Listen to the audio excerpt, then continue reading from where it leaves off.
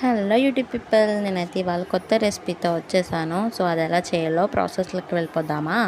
నేనైతే దమ్ బిర్యానీ చేస్తున్నాను. చూసి ఎలా ఉందో కామెంట్ చేయండి, మీరు కూడా ట్రై చేసి. ఫస్ట్ అయితే చికెన్ తీసుకున్నాను. ఆ చికెన్లో అల్లం వెల్లుల్లి పేస్ట్, ఉప్పు, కారం, పసుపు, ధనియాల పొడి, లైట్గా బిర్యానీ మసాలా, కొంచెం పెరుగు, ఇవన్నీ వేసి మొత్తం చికెన్కి పట్టించేయాలి. దీన్ని మ్యాగ్నేషన్ అంటారు ఇంగ్లీష్లో. ఇదంతా చికెన్ పట్టించేసి పక్కన పెట్టుకోవాలి. ఈ వీడియో మీకు నచ్చినట్లయితే లైక్ చేయండి, షేర్ చేయండి, సబ్స్క్రైబ్ చేసుకోండి, ఆల్ బెల్ని క్లిక్ చేయండి. అలాగే కొంచెం చికెన్ మసాలా కూడా వేయండి, మర్చిపోకండి. ఇదే మెయిన్, చికెన్ కదా. చికెన్ మసాలా కూడా వేసి మొత్తం కలిపేసుకోవాలి.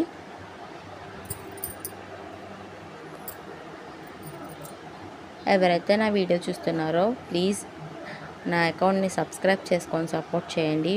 మీరే ముందుండి నడిపిస్తారని నేను అనుకుంటున్నాను.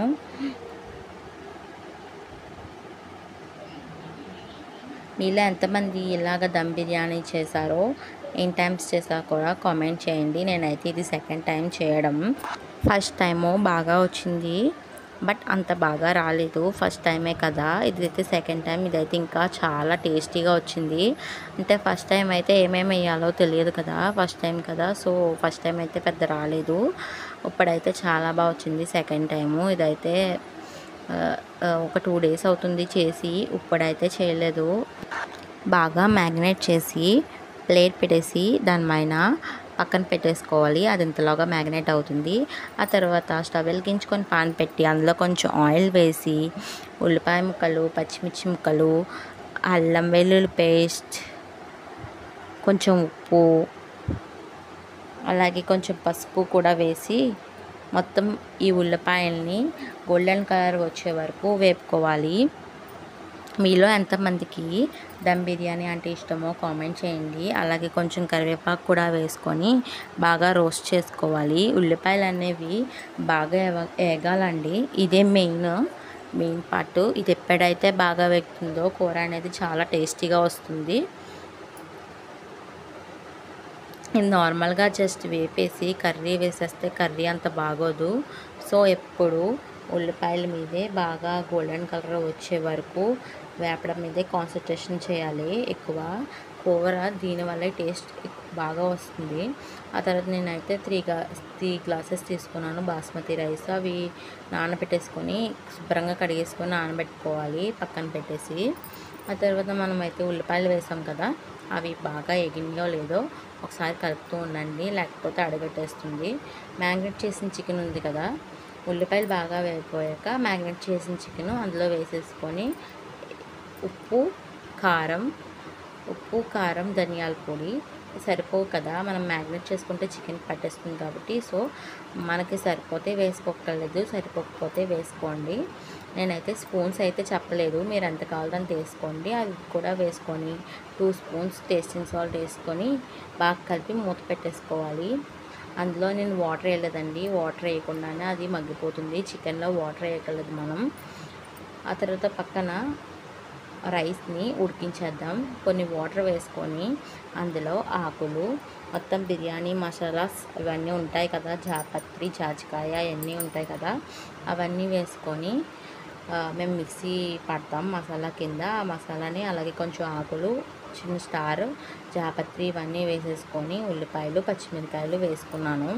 వేసుకుంటే నిమ్మకాయ కూడా వేసుకోవచ్చు, నిమ్మకాయ సన్నగా తరిగిన ముక్కలు కూడా వేసుకోవచ్చు.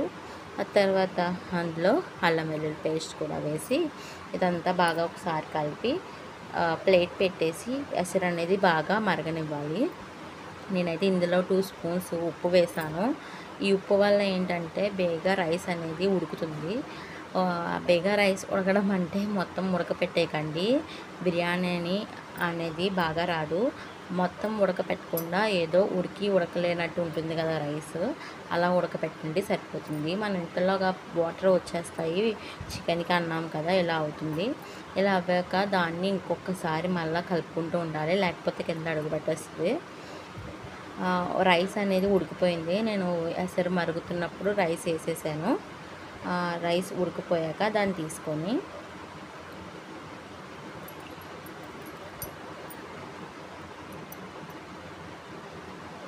దాన్ని తీసుకొని మనం ఏదైతే ఫ్రై చేసుకున్నాం కదా, ఫ్రైలోని కొంచెం పచ్చిమిర్చి ముక్కలు, కొత్తిమీర చిన్న చిన్న ముక్కలుగా కట్ చేసుకొని వేసుకోవాలి.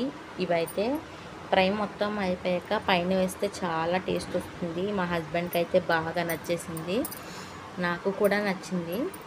ఈ ఫ్రై ఒక బౌల్లోకి తీసేసుకొని ఇందులో కొంచెమే ఉంచి మనం ఏదైతే పక్కన బాయిల్ చేసుకున్న రైస్ ఉందో అది కొంచెం కొంచెం తీసుకుంటూ జల్లెడతో వేసేసుకోవాలి, లేయర్ కింద. ఈ లేయర్ వేసి దీన్ని సాఫ్ట్గా అని ఆ తర్వాత మళ్ళీ మధ్యలో కొంచెం చికెన్ పీసెస్ వేసి అది కూడా మళ్ళీ సాఫ్ట్గా అని దాని మీద రైస్ వేసి సాఫ్ట్గా అని అందులో కూడా చికెన్ వేయాలి. ఇలా లేయర్స్ కింద చేసుకున్నాక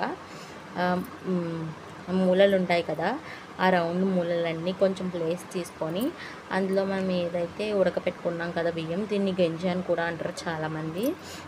ఉడకపెట్టిన వాటర్ ఉంటాయి కదా, బియ్యం ఉడకబెట్టిన వాటర్, అవి ఇందులో వేసుకోవాలి. ఎందుకంటే కింద అడుగు పట్టకుండా, అలాగే టేస్ట్నెస్ కూడా వేసుకుంటారు. కింద అడుగు పట్టకుండా వేసుకోండి, ఎందుకంటే మాడితే టేస్ట్ బాగోదు కదా. ఇలాగా మొత్తం చుట్టూరు వేసుకొని మధ్యలో కూడా వేసుకోండి, కింద అనేది మాడదు. ఇలాంటి మరిన్ని వీడియోస్ కోసం అకౌంట్ని సబ్స్క్రైబ్ చేసుకోవడం మర్చిపోకండి. మీరు చూసారు కదా, ఈ వాటర్ వేస్తున్నప్పుడు పక్కన నెయ్యి వేడి చేశాను, ఆ నెయ్యిని కొంచెం పైన వేసుకోవాలి. 2 స్పూన్స్ వేసుకోండి సరిపోతుంది. మూత పెట్టేసుకొని దమ్ పెట్టేసుకోవడమే. చిన్న ఫ్లేమ్లో పెట్టుకొని దమ్ పెట్టుకుంటే సరిపోతుంది. అంతేనండి, మరొక మంచి వీడియోతో మీ ముందుకు వచ్చేస్తాను. Thank you for watching my video.